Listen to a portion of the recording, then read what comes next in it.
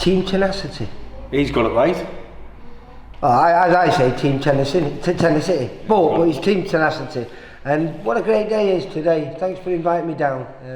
I've been here before, but first time we've had all the boys in, and you've got some talent here, haven't you? I think so. Should we give a small mention to the one that wasn't here? Adam Reichert. No, we're not going to talk about him. That's it. Forget about him now. Yeah, hopefully he's making some money today. You know, we haven't lost money. You know, he doesn't realise everybody's took time off work. But no, listen. To be honest, the stable's looking strong in it. You know, we're more than happy what talent we have got, and we're happy with the boxes we have got, and we think we've got an exciting journey with all of them. Well, you know, when I first came down, it was only just over a year ago, about 18 months ago, when I first came down here, because Ben signed with us. You brought Ben to us, and that was it, just Ben. Now we've got 5. Yeah, we've got 5, and all variety as well, you know, all different styles. Even though there's 3 of them that look identical to one another. Adam, Luke and Ben, they could be 3 brothers, couldn't they? Yeah. No, it's probably grew a little bit quicker than we thought. We didn't set out, and you know, we didn't really know where it would end up going, but we're really happy with the 5 that we've got. We've had a few inquiries off people that we weren't sort of interested in taking, and that's no disrespect to anyone. It was just we're quite busy at the minute, and unless someone, you know, really talented and really special turns up, then we probably won't take any more for the time being. But it's grew a lot quicker than we thought. We started with Ben. And then Trav came over from Sunderland ABC, obviously wanted to turn over. Adam, obviously. But Adam's one of your boys, isn't he? He's a Weymouth boy, same as Bo Smith. Yeah, I've coached them since they were little fat kids, you know. So both still little fat kids. We're still working on Bo's weight, you know. But Adam Reichard was the first actually Weymouth boxer. He was the first he won the first fight for Weymouth. It's 10-year-old Weymouth Boxing Club in September. So Adam Reichard and Bo Smith, they toddled in a few months later, but I think Bo had 53 fights for Weymouth. Yes, he said that was his final one, wasn't it, in the quarterfinals? He boxed in the seniors. He had a good run. He had 4 fights in the senior years, and unfortunately met a better lad on the day. But he gave 100%, and obviously now he wants to set this. He's probably one of the. I was just speaking to him, and we was talking off camera a while ago, and you were saying he's perhaps the kid that needs the least tweaking to make that transition into the pro game. I don't know about that, Lee. Not to be honest, he's very rough and ready, and he loves to tear up. So if that senses it, aye. But we need to be careful. He's only young, and he doesn't mind eating a bit of leather. So we need. So you want to educate him with that aggression? Listen, we need to. There's plenty of work. Sorry, go on, John. Yeah, no, just definitely what you said, Lee. He'll fight anyone, and he's hard, isn't he? He's a tough kid. But sometimes too tough for his own good. So we want to try and steer him in the direction of actually moving his head. But yeah, I think he'll do well. And like Anne said, we're just going to take our time with him because he's 19. There's no rushes there. And we were just talking, you know, like you got Travis, who's a southpaw, phenomenal engine on him, just relentless, isn't he? Just doesn't leave you alone. And now we're just talking about when Adam and Ben were just fighting before we one another. Speed. Sorry, Adam Reichard's getting knee. No, he's not getting mentioned, is he?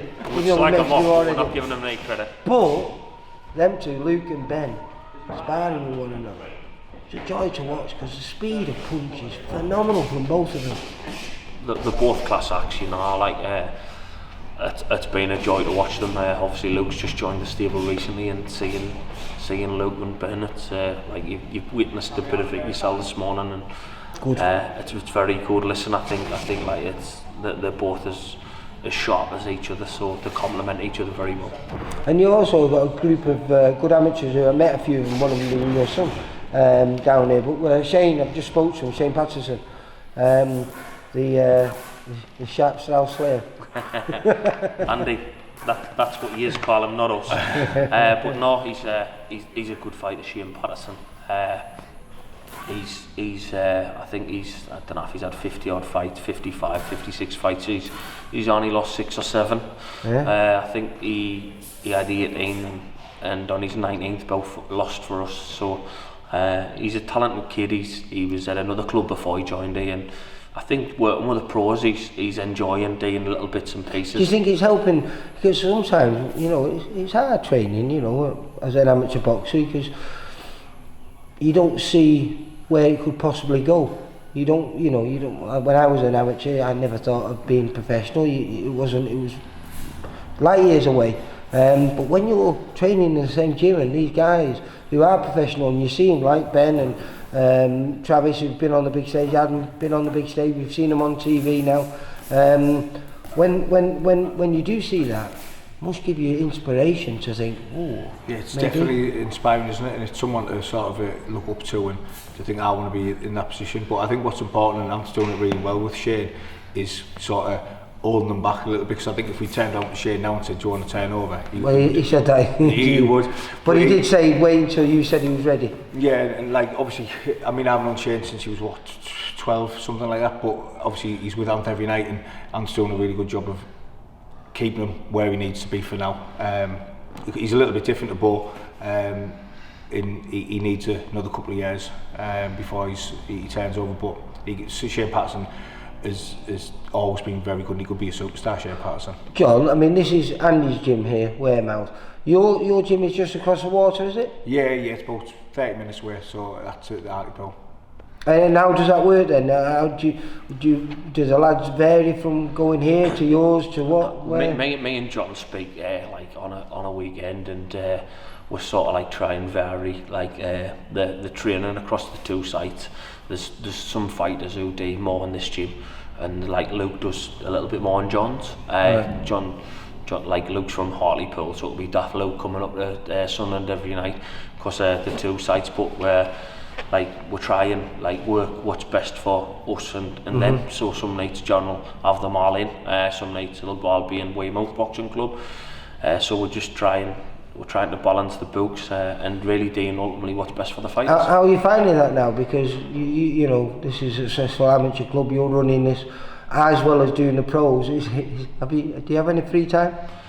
No, not really. I mean, to be honest, it's like obviously I've had to tax like a little bit more time off my other job to train the pros, but actually it complements them well, because the little kids come in and they see like the kids on telly, like Ben and all that, and they look up to them. So well, that's what I'm saying. I was mentioning that before, didn't we? And John, you work with the England coach. You're an England coach as well as having your own amateur gym. Yeah. Obviously, I've got a full-time job as well. I'm a firefighter. Oh yeah. Yeah. Well, you're the North East version tonight, Travis. Travis, yeah, I just need the hat, don't I? And the yeah, I walked into that, didn't I? So I've got a full-time job, and I'm a national performance coach for England boxing, and then obviously I have my own amateur gym, and plus the pro. So it's hard. It's good that with the pros that there's two of us. So if I can take a spar at mine, and Ant's not available because he's got something on, I'll take the spar, and we just work between us. He was saying there we speak on a weekend. That's to set the plan. We actually probably speak every 3 hours about something or another. I speak to him far too much. But it's just obviously it's hard for us both, because we've got a lot of stuff on. You don't get a lot of free time, so between us we try and make it work best we can. You must be quite proud now, because less than 2 years from when you set up Tenacity to where you are now, with 5 quality fighters, and potentially all of them could be champions. Well, listen, it's all the early stages. They're all very good prospects, we believe. But like, I think we'll judge the 5 fighters in 10 years and see what the accolades they've got. We do believe if they fulfill the potential, and we do a good enough job coaching, we do believe they're gonna do very well in the sport. But it's all right having a prospect. It's delivering the goods, you know. So actually, we'll understand that question better when the time's up, you know. Is there anything that you've learned on this journey in the first time? We remember speaking to Andy Bro, and he's taken his lad on the similar journey, isn't he? You know, about 18 months ago, young Jacob Rowe turned pro, and he said he's learned, like, you know, because early on fighting these hard journeymen on the road is not the same way as sparring some of the best kids in the country because it's a different type of sport, it's a different type of fight, isn't it? Yeah, it's trying. Is there anything that you've learned about the pro game that isn't involved in the amateur game and thought, right? Yeah, I think it's like you say about the journeyman and getting in with them. It's everyone thinks, oh, he's going to beat him because he's a journeyman, and that may be the case. But I think you're trying to look good doing it as well, aren't you? And I think sometimes they are very good at not making look very good, aren't they? And it's trying to break the, you know, watching Ben and Luke spar is brilliant, but then you put them in with against a journeyman, it's a totally different way to break them down and to open them up. But I've seen you change what you do with Ben Marks, because Ben, I remember you were upset with him in his second fight. He got caught a couple of times and you weren't happy, and I said, well, this is boxing, like, you know, it's going to happen. He said, no, he doesn't get caught. And then his next 2 fights after that, he did 8 rounds with 2 different guys, 2 4-rounders, and I don't think they laid a single glove on him. But when he got his chance on the big stage, you let him go to war. You said, like, look, go away, because you wanted to make sure he was exciting, and it worked, because actually he stole the show on both occasions when he fought. Well, I think, like, getting back to that question Lee asked is, like, you've got to think, like, the sparring you saw this morning and what John's spoken about is actually the stuff getting through. But yeah, a lot of these time we're chasing them down. So obviously Travis stopped that kid at Bolton, and with Dean now we need to sustain the pressure now. So actually what you saw today is they can box our lads. So we'll have to put them a little bit more aggressive, and we'll have to sort of make it entertaining, because we would out jab them and out point them and make it boring. But actually people's paying the hard earned money to see a fight. Yeah. So actually against Ben we've had to not pull him off so much, but actually we've got that in the locker for when the big fights come, and we'll have to have a round or 2 off. But actually sometimes we're trying to give value for money with our fighters, we want excitement. That's the good thing about Travis. In his 3 performances have all been just relentless. He really go away, will he? No, he's a nightmare. And sometimes you can find southpaws a little bit negative, especially when they're fighting orthodox people. You know, it's not always the most pleasing to watch. You forget that Travis is a southpaw, because he's just so pleasing to watch. Yeah, he's in. I think the tactic was last time Anthony said, just listen, do not leave him alone, and he did not last time, the time before in Bolton, and he doesn't anyway, but he pressures a lot, and I think the first one he pressured and he didn't throw as much as we knew he could, and Anthony just went, was Bolton, wasn't it? Just he literally just let him off the leash, and he stopped the kid in 40 seconds or something, was it? I can't remember what it was. It was in the first round, wasn't it? Yeah. Joe Hardy, wasn't it? Joe Hardy. I think, like, you look at like if you look at Eubank Smith, and Smith sustained the attack and stopped Eubank for sustaining it. If you look at Ben Marksby's first few fights, we're landing a few quality shots and pulling. So we knew from that moment on, when you asked us if we learnt anything, we'll have to sustain the attack a little bit more. And Travis sustained the attack in Bolton. Got us our first stoppages, because we've got all a gym full of pillar fists who kind of punch in that. But Ben blames Steve though, doesn't he? He said he gets them to all the hard ones. I must admit though, he has had some. I mean, that last one. We thought he knocked him out 4 times. I think he was asleep, and then he hit him again and woke him up.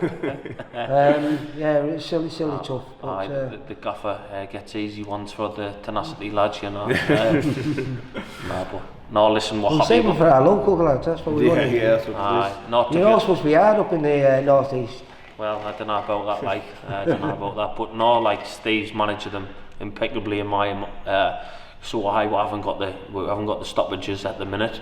But actually in the fights they've all learned from it. It's like a bit like a Keith Fiaz. He's now on the big stage. I think he's fighting next weekend on the Matchroom show in Manchester, and he got matched really hard. He never got a stoppage until I think it was his 11th fight, and he picked up his first stoppage. But the knowledge that he's learned in those rounds that he's got is invaluable. Yeah, definitely. Yeah, I think you see a load of prospects, and they're in the 10th fight and they've done 10 rounds or 15 rounds or something. They haven't done any rounds. Ours have been match darts, and they've learned a lot from them rounds, and hopefully, listen, the stoppage is always nice, but at the minute it's getting in and performing well. Performance is more important than the stoppage. 100%. And I must admit, I've enjoyed all your lads' performances. like I say, I'm not a massive lover of southpaws, and it's weird because I love watching Travis because I forget that he's a southpaw because he's busy, he doesn't wait, he just, you know, just doesn't leave you alone, and that's He's so a bit of a pleasing to throwback, watch. isn't he? He's a throwback fighter where Well, he's definitely a throwback. 165 amateur fights. You tell me who has that over there nowadays. Very few people. Totally, and hopefully there's Travis, Luke and Ben boxing on the Josh Kelly card, what's just been announced today. On June the 24th, is that? Yeah, they're boxing on there, so hopefully they'll showcase the skills. Luckily enough, Steve's done I believe this is going to be Luke's first 6-rounder, and obviously this is the first fight for Ben Marksby as a newly being promoted by him. Wasserman, yeah. No, I didn't think that's out late, but it is now. Yeah, I've just done the video with him. I got told that anyway. I got told that. Hey, that's an exclusive. You can put at the bottom of this one. Well, it's not. If I put the video out, I've just done with Ben before that. It's not. No, but listen, it's great news. Like, luckily Steve put us on the shows, and they've been impressed what they saw. And the thing is, I guess he said. Both occasions when he made his TV debut was at I think that's the venue where you're going back to, isn't it? And then it was at the Newcastle Arena where he had the second one. Both the commentators, I think Anne Croller in the second one and the first one, Dave Colwell, was singing his praises, and rightly so, because he's fun to watch, isn't he? No, well, I think that Barry Jones had a few comments the same. That's what I'm saying. It's just everyone you watch him. And as a boxing fan, you can't not like what he does. You know what he's with Ben? He's like, he's top quality, and his boxing brain's brilliant. His boxing IQ is fantastic, but as well he'll stand and have a bit of a fight as well. So he's got a bit of both, and I think that's why it's so nice to watch, because the shots he selects and his movement's really good. But then as well he'll load his feet and he'll have a bit of a scrap. So it's best of both worlds, isn't it? So is it all going the way you thought it was when you set this place up, Tenacity? Aye, listen, I mean, we've had about 4 breakdowns. Yeah, we've, like the marriage is on the rocks, but nah, to be honest, it isn't. Well, you're wasting away and he's lost his hair. Yeah, it's all stress and worry. No, listen, to be honest, it couldn't have went better. Listen, Steve's been really good to us, yourselves, VIP's treated us really well. We just met yous, and we love working with yous, and we believe in September we're going to have our first VIP show in the northeast. I was speaking to the lads about that. I've been told it's the end of September, if not maybe beginning of October, but that'd be brilliant if we could get the 5 boys on there. Would be magic, and I think it'd be so good for all the kids around here as well, because I presume they'd all want to come and watch it and, you know, see the lads in the flesh, because it's great fighting on the big stage.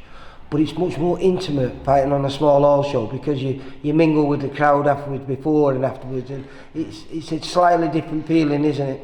No, it totally is. I mean, I think we'll be over the moon to see the 5 lads perform, and if young Bo Smith makes his debut, and it's like one of them, how many times will they box together? Exactly. Our best will in the world, but they're all starting the journey. But if Ben gets the promotional deal, what we're things getting put together, and what about Luke, if he gets some out of Travis, off Wasserman as well, or there might be some TV networks come towards them. So I'm sure Steve, because he works well with all these guys, I presume they'll make an exception for this one show, go down there and let's get this place banging, and help to build the support, because that's what's going to happen, is they'll build a fan base here that will come to the big shows, so it'll only benefit those shows when the kids are putting on there. Yeah, exactly. I mean, listen, it's lovely to be on the big shows, and it was nice for us, you know what I mean, just to be around it all and see the glitz and the glamour and all that type of stuff. But we just want them out boxing.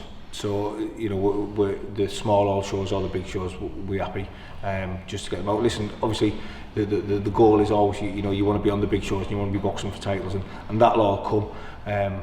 But I think for all of them, we just want to get them out boxing, and Steve's been doing that since day one. I think Ben had 4 fights in something like 6 months or something like that. So Steve, like, well, those 6 fights were in 14 months. The 6 fights that he's had in 14 months, obviously had that little bit of a break, but that's nothing to do with Steve. So 14 months, 6 fights, that's not bad, is it? You can't win it that. No, listen, that we wanted activity, and I think like Steve's assured us that, and he's been a man to his word, you know. So activity's key for any fighter's progression in it. So we'll keep the momentum gunning. So there hasn't been too much of a break. Went from one fight to the next, and obviously the camps will keep on rolling because the activity level's pretty high. What Steve's delivering, I'm really happy, you know. Well, like I say, I'm excited to see. The only sad thing is on the 24th we've got a show in Bolton, so we won't be up there to see that, but hopefully we'll catch up with you before that. Maybe if you're down Manchester's doing any sparring or anything like that, or you're doing any prep, because you often go down the connection we just spoke about before with Sharpstyle and Andy Bro. If you're moving down with any of these lads or anything, let us know. We can catch up and we can find out how how the training's going towards the 24th. I mean, Stubbsy, like what you're doing the 24th? So what he's alluding to is originally Steve said the first 2 weekends in June, keep them free. You're going on holidays then? So me and Adam Reichard both booked a holiday for the weekend after. I'll let you finish now, Gan. So I don't know if Adam Reichard was going to help in the corner league, but so I've got 3 by myself. I'll have to warm them up, but he'll be sipping cocktails and batteries. What he said though earlier on today, because he makes a fortune, and didn't tell you in land revenue, but like he makes a fortune, so he's gonna fly me back private jet. No, but he's not turning up again. He will turn up for the media workout as normal, you know. Like today, he doesn't really coach. He just it's like being on for camera. The cameras. So where are you going anyway? Ibiza. Yeah.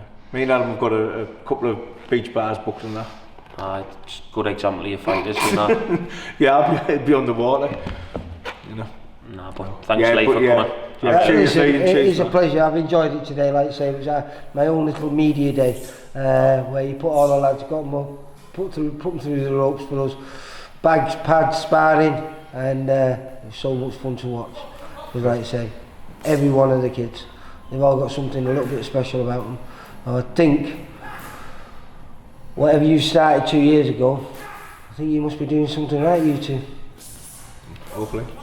Well, we'll see in a few We'll days. see. We'll leave it on that. And if you've got a couple of sponsors you want to put over, we'll put them through and we'll run them through in the corner of the video, and helps to say thank you, because not only do the fighters need help, but the gyms need help, because no one pays in. This place costs money to run, doesn't it? No, totally. There's a sponsor what actually massively supports us. Johnny from Surface Smart. We can't thank him enough. Obviously, he sorts out all our gear, tracksuits and t-shirts and what have you. But when we go away, we pay for the hotels and stuff like that. So it's a massive help. Without him, I couldn't do. And really, thanks to Weymouth and Edland ABC as well. Because although we, that's your place, Headlands, isn't it? Yeah. Obviously, we both run the gyms, but they're not just our gyms. You know what I mean? They're there. The communities. The community. So we're privileged to have 2 gyms that we can use all the time. So it's big thanks to both clubs as well. This place is an old church, is it? Yeah, it's old church. What's your place? Old building, don't know. I think it used to be a dinner hall, the school. I'll have to come to yours. I've not been to it. I know. And I'm going to catch up with Ben's dad, Andy. I was going to do it on tonight, but I've got to go home and film an amateur show. So to be honest, I've never been to John's either. I'll have a pop down as well. You're not allowed to cross over the water. No, he hasn't got a passport, has he? He's not happy about us not going tonight, but I'll pop down there as well. Listen, lads, it's been a pleasure. Cheers, you take care. I'll see you soon. Bye. Thank you. Cheers, mate. For all boxing info, news and latest interviews, amateur and pro, across the north, click and subscribe. VIP Boxing Promotions. Also, Twitter, Instagram and Facebook.